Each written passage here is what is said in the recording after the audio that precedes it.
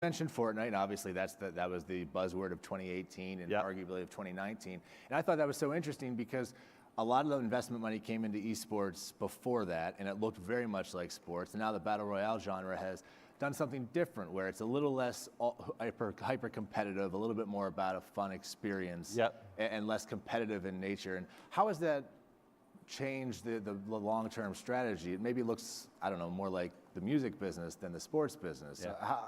How does somebody who put their money into traditional esports play account for that?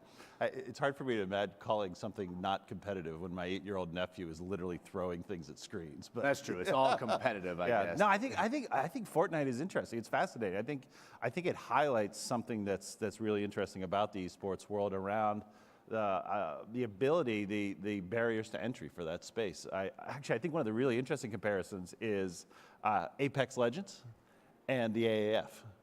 Right, if you think about the structural challenges that the AAF had, that eventually, I think drew it down and sort of made it a problem. Apex Legends literally showed up one night.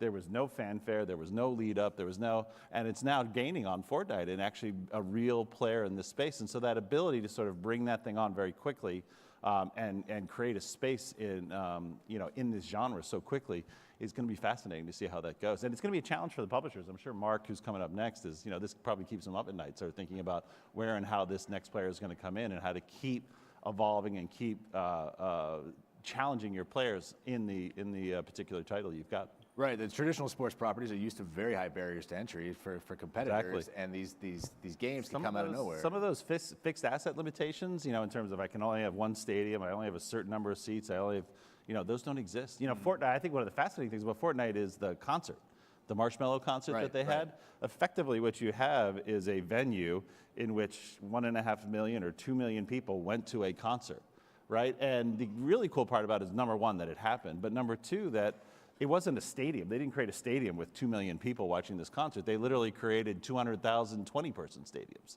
right? And everybody had the same experience. Right, and just quickly to explain that, if anybody missed that, within the game, there's a concert within the game that was really they literally shut down Fortnite for, I think it was 10 or 15 minutes, and had everybody who was playing Fortnite at that time went into this concert and participated in this concert. Right.